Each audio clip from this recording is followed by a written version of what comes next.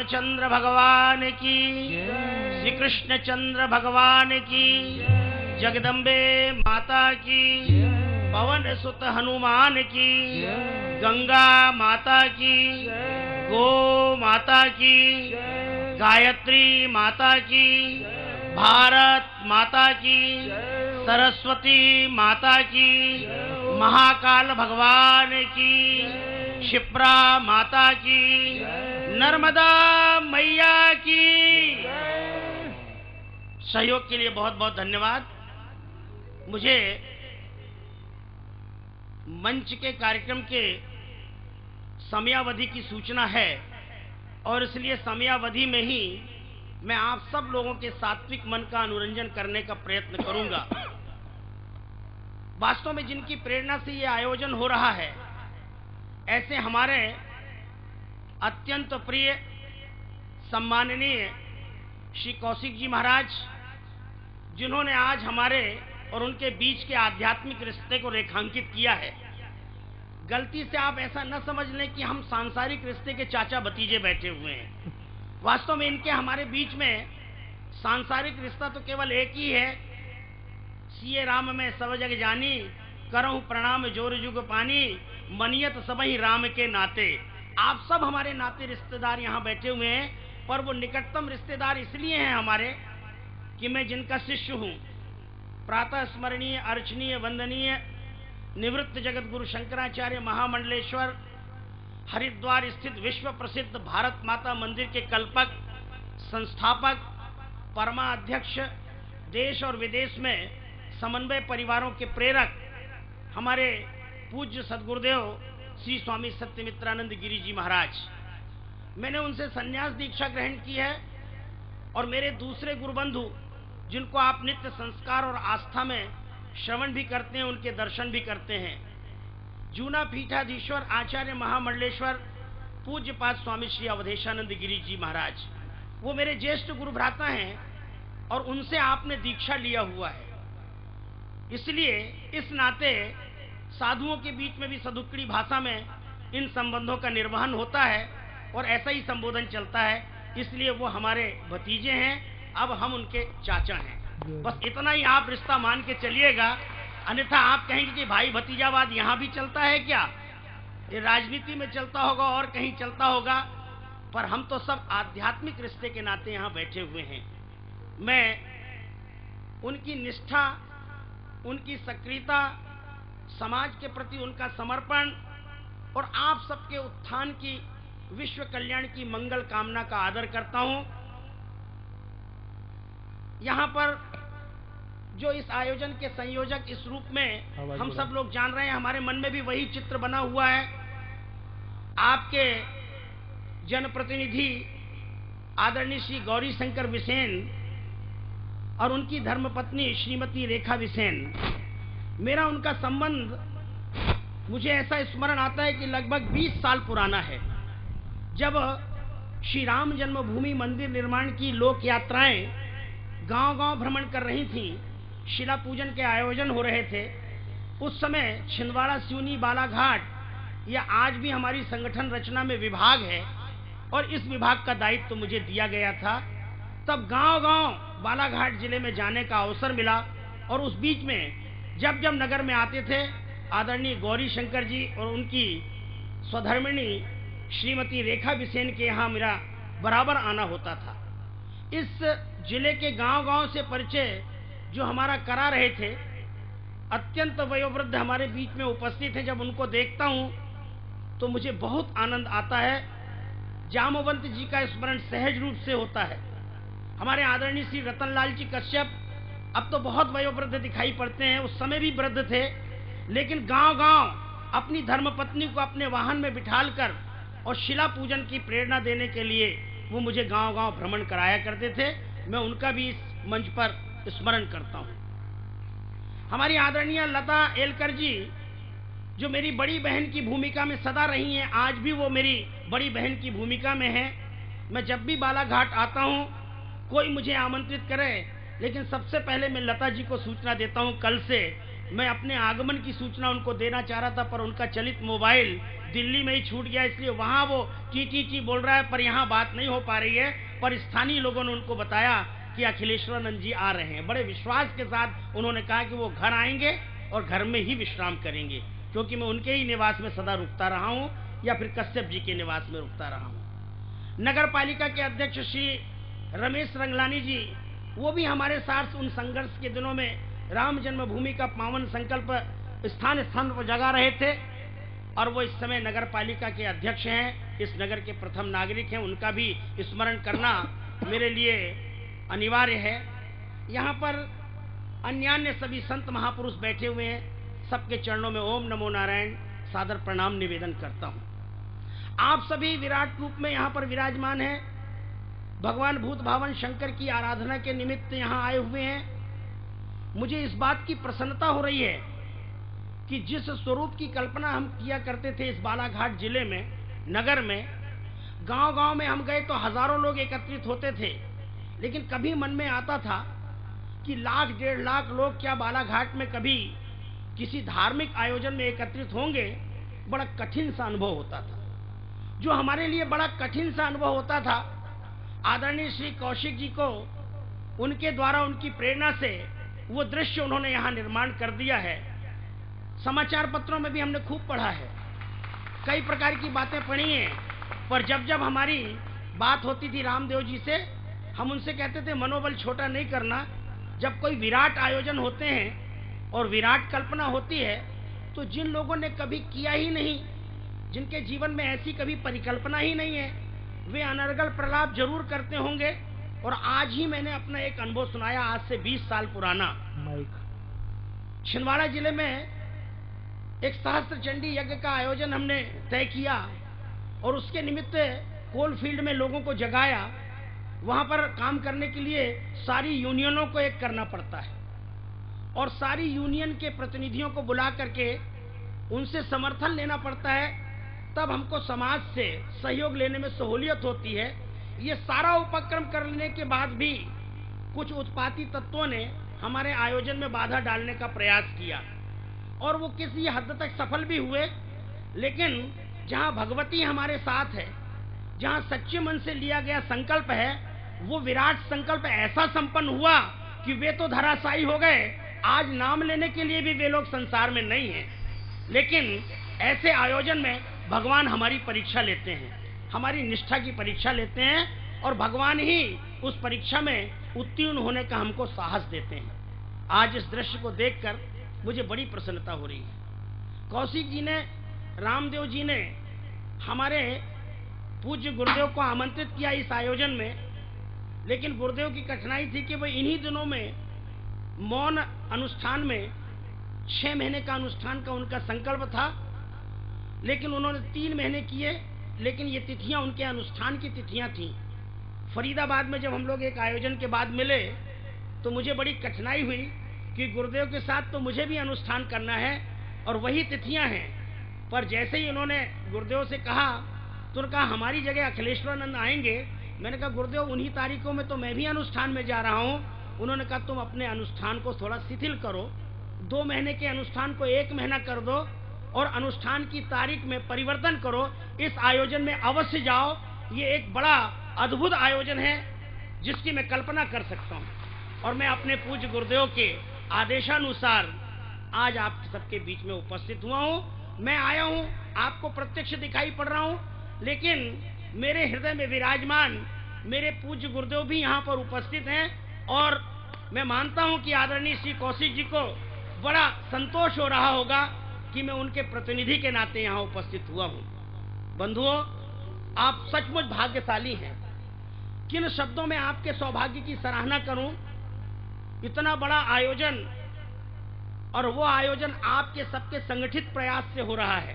तमाम विघ्न बाधाओं को पार करते हुए वो सारा का सारा दृश्य जिनकी कल्पना आयोजक गण करते थे वो सामने दिखाई पड़ रहा है। परीक्षा होती है, कभी कभी भौतिक दृष्टि से लोग परीक्षा लेते हैं, उस परीक्षा में तो आप उत्तीर्ण हो गए, लेकिन आध्यात्मिक शक्तियां, दैवी शक्तियां भी परीक्षा लेती हैं। वरुण देवता को भी लगा कि हम भी अपनी उपस्थिति से कुछ एहसास कराएं लोगों को। जब सवेरे छिंदवाड़ा से चला तो रामदेव जी ने कहा कि यहाँ तो बारिश हो गई है।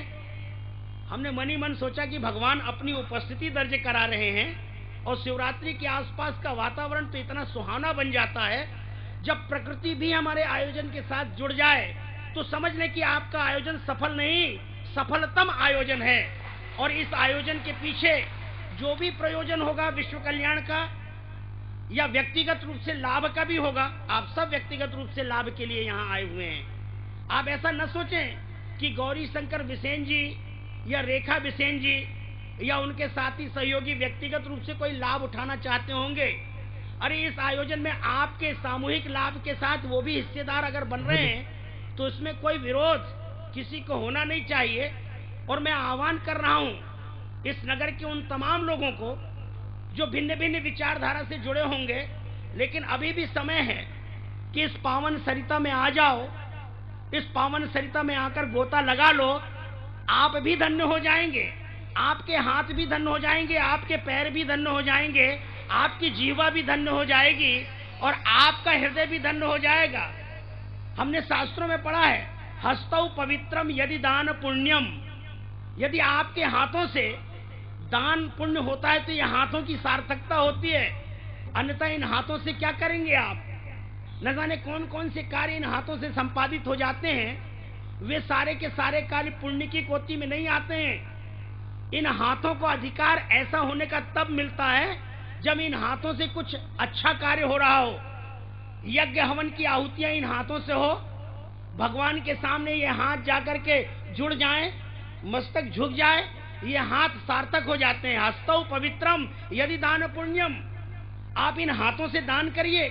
इस महान आयोजन में अगर आप वंचित हो गए तो निश्चित रूप से आपको बहुत बड़ा पश्चाताप होगा, लेकिन थोड़ा सा भी अगर आपके हाथ का सहयोग मिल गया तो आपको भी अच्छा लगेगा और ये आयोजन भव्य से भव्यतम आयोजन सिद्ध होगा और आप कह सकेंगे कि इस आयोजन में हमारी भागीदारी थी।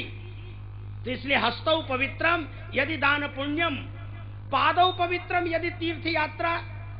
आप चले जाएं हरिद्वार, आप चले जाएं मथुरा वृंदावन, आप चले जाएं दक्षिण भारत के तीर्थों में, आप चले जाएं बद्रीनाथ केदारनाथ की यात्रा करें आए, निश्चित रूप से आपके पैरों की सार्थकता होगी। लेकिन जहां सारे तीर्थ आज उपस्थित हो रहे हो, जो तीर्थों का महातीर्थ यहां बन रहा हो, भगवान भूत भावन शंकर की महिमा सामान्य महिमा नहीं है। भगवान शंकर का एक नाम है, बाकी सभी देवताओं के एक नाम है, लेकिन उनके नामों का वो महत्व नहीं है जो महत्व भूत भावन भगवान शंकर के नाम का है। पार्वती जी ने पूछा, पर्वत श्रेणी में बैठे हुए थे, हास्य विनोद के क्षण थे। पार्वती जी ने अनुभव किया कि आज मेरे नाथ भूत भावन बड़े प्रसन्न चित्त दिखाई पड़ रहे हैं। पार्वती जी ने उनसे पूछा कि आप एक बात बताइए, यूं तो आपके भक्त आपको अनेक नामों से पुकारते हैं और आप बड़े प्रसन्न हो जाते हैं, और जब आप शीघ्र प्रसन्न हो जाते हैं तो आपके लिए एक विशेषण लोग लगाते हैं कि आप तो अवढरदानी हैं, आप तो आशुतोष हैं, शीघ्र प्रसन्न होने वाले हैं। लेकिन आपके नामों में से आपको सर्वाधिक प्रिय नाम कौन सा है? तो भगवान शंकर ने आंख बंद किया और कहा, सुनो पार्वती, तुम्हारे निमित्त मैं संसार के प्रत्येक प्राणी को बताना चाहता हूं। मुझे तो कोई भी नाम से पुकारे मैं उस नाम से प्रसन्न हो जाता हूं, लेकिन किसी का अभीष्ट तुरंत सिद्ध करना हो तो मुझे महादेव कह करके पुकारे तो मैं बड़ा प्रसन्न होता हूं। बोले, आप प्रसन्नता कैसे व्यक्त करते हैं, आपको कितनी प्रसन्नता होती है? भगवान शंकर ने कहा कि इससे अंदाज लगाओ, मैं एक रूपक तुम्हारे सामने दे रहा हूं। जैसे नन्हा सा बछड़ा अपनी माँ को माँ कह करके पुकारता है, फिर माँ दौड़ जाती है उस बछड़े के पीछे, वत्स के पीछे। यदि मेरे भक्त मुझे महादेव महादेव कह करके पुकारते हैं तो मैं उनके पीछे दौड़ता हूं कि इनका कौन सा अभीष्ट मैं तत्काल सिद्ध कर दूं। तो बोले, इसका और महत्व आप बताइए। तो भगवान भूत भावन कहते हैं, महादेव महादेव महादेवेति यो वदेत। 3 बार अगर कोई मेरे इस नाम का उच्चारण करता है तो एकेन मुक्ति मापनोति। पहली बार उसने जो उच्चारण किया है मैं उसको सहज रूप से मुक्ति का पात्र बना देता हूं। आप सब महादेव महादेव सुन रहे हैं, इसलिए विश्वास करें कि आप सब यहाँ मुक्ति के पात्र बैठे हुए हैं, मृत्यु के पात्र कोई नहीं बैठे हुए हैं यहाँ पर। और 2 बार जो उसने उच्चारण किया है, तो द्वाभ्याम शंभु ऋणी भवेत। मैं 2 बार जो बाद में उच्चारण किया है, मैं ऋणी रहता हूं, भक्तों का ऋण सदा मेरे ऊपर। ऐसा कौन सा उदार देवता है सनातन धर्म में जो सदा ऋणी बना रहता हो अपने भक्तों का? वो देवादिदेव महादेव हैं। इसलिए जहां महादेव की उपासना हो रही हो, फिर उन्होंने पूछा कि आप कैसी उपासना से प्रसन्न होते हैं? तो भगवान शंकर ने अनेक प्रकार के, पूज्यपाद स्वामी धर्म सम्राट स्वामी करपात्री जी महाराज ने एक ग्रंथ लिखा हुआ है। उस ग्रंथ का नाम है भक्ति सुधा। भक्ति सुधा में उन्होंने शिव तत्व नाम का जो चैप्टर है, आप उसको खोलकर पढ़ लेना। बड़ा दुरूह ग्रंथ है, भाषा थोड़ी कठिन है, लेकिन शिव तत्व, विष्णु तत्व, ऐसे कई तत्वों की उन्होंने व्याख्या की है। भगवती तत्व, आप शिव तत्व को पढ़ेंगे तो न जाने कितने प्रकार के शिवलिंगों का वर्णन आता है। इतने प्रकार के शिवलिंग होते हैं, ये केवल धरती में ही नहीं होते हैं, पाताल में भी होते हैं और ऊपर के द्युलोक में भी होते हैं। भगवान शंकर कहते हैं, मुझे सबसे ज्यादा प्रसन्नता होती है जब कोई भक्त तोला भर मिट्टी अपने हाथ में लेता है खेत की, और उस मिट्टी को जल से भिगो करके उसका छोटा सा पिंड बनाता है। वो पिंड अंगुष्ठ मात्र होता है। उस पिंड को कहते हैं पार्थिव शिवलिंग। और वो एक भी बना ले और फिर वो हजारों और करोड़ों की संख्या में बनाए, तो कहना क्या है, मैं उसके ऊपर बड़ा प्रसन्न होता हूँ। समस्त ऐश्वर्य उसके जीवन में मैं प्रदान करता हूँ। इसलिए जो समस्त ऐश्वर्यों को प्रदान करने वाला पवित्र अनुष्ठान, उसका आयोजन यहाँ हो रहा है। इसलिए मेरी पहली प्रार्थना है कि आप सब लोग अधिक से अधिक संख्या में, ऐसा न सोचें कि घर की बूढ़ी बूढ़ी माताएं आ जाएं, लेकिन बच्चे ना आए, बहुएं ना आए, बेटियां ना आए। घर का नन्हा से नन्हा बालक भी आ सकता है, यदि उसको गोल गोल शिवलिंग बनाना आता हो तो उसको यहाँ पर आप लाएं। भगवान शंकर ने अपने पार्थिव शिवलिंग के विधान के संबंध में बड़े विस्तार के साथ पार्वती जी को बताया। एक वाक्य में आप समझ लें, भगवान शंकर ने कहा कि मेरी पूजा का अधिकार चारों वर्णों को मैं दे रहा हूं, ब्राह्मण से लेकर क्षत्रिय, क्षत्रिय वैश्य, और वैश्य के बाद जो अंत्यज वर्ग के लोग हैं। मुझे शूद्र कहने में परहेज तो नहीं है, पर आज शूद्र शब्द प्रतिबंधित कर दिया गया है। यदि हम बार बार शूद्र कहेंगे तो कोई न कोई मानहानि का दावा लग सकता है कि देखो ये गाली जैसे शब्दों का उच्चारण कर रहे हैं। अरे विराट परमात्मा के 4 पुत्र, एक का नाम ब्राह्मण, एक का नाम क्षत्रिय, एक का नाम वैश्य और दूसरे का नाम शूद्र, क्या नाम भी कभी अपवित्र हो सकता है? लेकिन हमने इस शब्द को ऐसा खींचा है कि वो गाली के अर्थ में प्रयुक्त होने लगा, इसलिए सरकारों को एक्ट बनाना पड़ गया। याद रखें, जितना पवित्र ब्राह्मण है, जितना पवित्र क्षत्रिय है, जितना पवित्र वैश्य है, उतनी ही पावनता शूद्र के अंदर है। इसलिए याद रखो, ये शूद्र शब्द जो है ये घृणा का वाचक शब्द नहीं है। जो आर्यत्व संस्कार ब्राह्मण के अंदर है, वही आर्यत्व संस्कार शूद्र के अंदर है। भगवान शंकर एक ऐसे देवता हैं, बड़ी प्रसन्नता पूर्वक पार्वती जी से कह रहे हैं कि मेरे पार्थिव पूजन का, मेरे शिवलिंग के पूजन का, मेरे दर्शन का अधिकार मैं सबको दे रहा हूं। केवल मनुष्य जाति में ब्राह्मण, क्षत्रिय, वैश्य, शूद्र नहीं, बल्कि संपूर्ण जीव जंतुओं को मैं अपने पूजन का अधिकार दे रहा हूं। और केवल पृथ्वी लोक में नहीं, जितने लोकों में, जितने ब्रह्मांडों में सृष्टि है, उस ब्रह्मांड में जितने प्रकार के जीव निवास करते हैं, उन सारे जीवों को मैं अधिकार दे रहा हूं। मैं सर्वाधिक प्रसन्न उस दिन होता हूं जिसे लोग शिवरात्रि कहते हैं, महाशिवरात्रि। यदि शिवरात्रि के दिन मेरे मंदिर में कोई भक्त आकर के हर हर महादेव केवल इतना ही उच्चारण करता है, तो उच्चारण मात्र से मैं वो सारे के सारे पुण्य प्रदान करता हूं जो रुद्राभिषेक करने वाले को प्राप्त होते हैं। इतना ही नहीं, भगवान शंकर ने और बड़ी अच्छी बात कही। सनातन संस्कृति, सनातन धर्म कितना उदार है, ये गैर सनातन धर्मियों को भी समझ लेना चाहिए। भगवान शंकर कह रहे हैं, मेरे मंदिर में कदाचित महाशिवरात्रि के दिन किसी को प्रवेश न मिल पाए स्थाना भाव के कारण, तो वो केवल मंदिर के गुंबज को ही देख करके प्रणाम कर ले, मैं सारे पुण्य उसको प्रदान कर दूंगा। ऐसा पवित्र आयोजन जो महाशिवरात्रि की सन्निधि में होने जा रहा है, और सारे लोग, सारे जीव उस दिन भगवान शंकर का स्मरण करने वाले हैं। हम बड़े सौभाग्यशाली हैं कि इस आयोजन में हम सब लोग प्रसन्न चित्त होकर के सम्मिलित हो रहे हैं। इसलिए जहां महादेव विराजमान है वो तीर्थों का महातीर्थ तो अपने आप बन गया है। इसलिए पादौ पवित्रम यदि तीर्थ यात्रा, आप इस स्थान पर आएंगे तो आपको बद्रीनाथ जाने का फल मिलेगा, आपको बनारस में जाने का फल मिल जाएगा। बड़ी अच्छी बात कही है। शिवः काशी शिवः काशी, काशी काशी शिवः शिवः, त्रैबार पठेत नित्यम, काशी वासम फलम लभेत।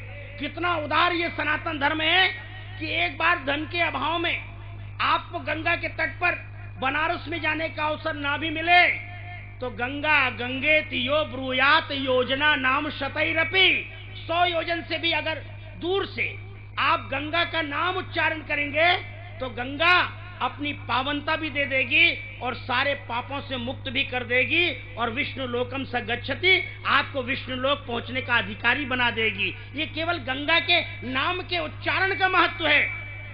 और भगवान शंकर तो और उससे भी बढ़ के कह रहे हैं कि गंगा का स्मरण हो, गंगा शब्द का उच्चारण हो, लेकिन लोग 3 बार यदि काशी के साथ जोड़ करके मेरे नाम का स्मरण करें, शिवः काशी शिवः काशी, काशी काशी शिवः शिवः, त्रैबार पठेत नित्यम, काशी वासम फलम लभेत, उनको काशी में रहने का फल मिलेगा। ये भगवान शंकर की महिमा। और भगवान शंकर के 12 ज्योतिर्लिंग हैं। प्रातः काल उठ करके सायंकाल स्मरण आ जाए, मध्याह्न काल में स्मरण आ जाए और आप 12 ज्योतिर्लिंगों का स्मरण करें। सौराष्ट्रे सोमनाथं च, श्रीशैले मल्लिकार्जुनम, उज्जैन्यां महाकाल ओंकार अमलेश्वरम, परल्यां वैद्यनाथं च, डाकिन्यां भीमशंकरम, सेतुबंदे तु रामेशम, नागेशम दारुका बने, वाराणस्यां तु विश्वेशम, त्र्यंबकम गौतमी तटे, हिमालये तु केदारम, कृष्णे संश्च शिवालये, एतानि ज्योतिर्लिंगानि सायं प्रातः पठे नरः, सप्त जन्म कृतम पापम स्मरणेन विनश्यति। अगर हमारे 7 जन्म में भी कोई ज्ञात अज्ञात हमसे पापाचरण हो गया हो तो भगवान के इन पवित्र नामों का स्मरण करने से विनश्यति।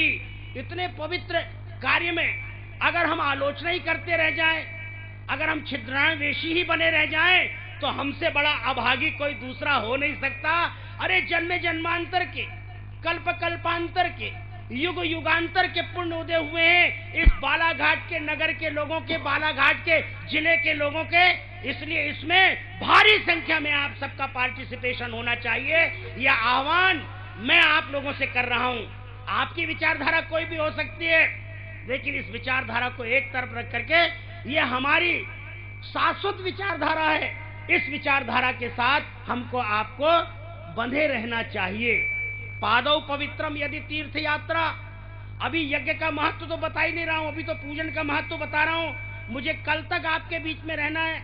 छोटी छोटी सी बातें जो हमारे संज्ञान से निकल गई हैं। हम हैं तो हिंदू, हम भगवान की पूजा भी करते हैं, अपने देवी देवताओं के चित्र भी घर में लगाते हैं, तुलसी का वृक्ष भी लगाते हैं, शांति कुंज से गायत्री परिवार से जुड़े भी हैं। ये सब कुछ होने के बाद भी अगर आपसे पूछा जाए कि आपका हिंदू सनातन धर्म वैज्ञानिक धरातल पर खरा कैसे उतरता है, तो शायद हम बगले झांकने लग जाएंगे, क्योंकि हम शास्त्रों का अध्ययन करते नहीं।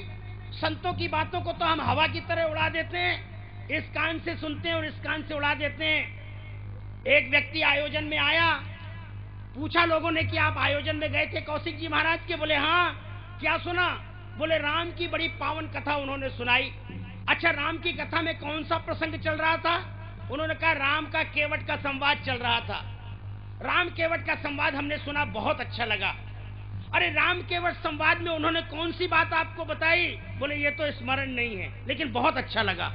कानों को अच्छा लगा, मन को बड़ा अच्छा लगा, लेकिन हमने उसका चिंतन नहीं किया, हमने उसका स्मरण नहीं किया, हमने अपने अंतःकरण में उन महत्वपूर्ण बातों को धारण नहीं किया। कितनी अच्छी बात कह रहे थे कौशिक जी महाराज। श्रीमद् भगवद गीता का अनुवाद राम केवट संवाद में एक श्लोक का बड़ा सुंदर अनुवाद कर रहे थे।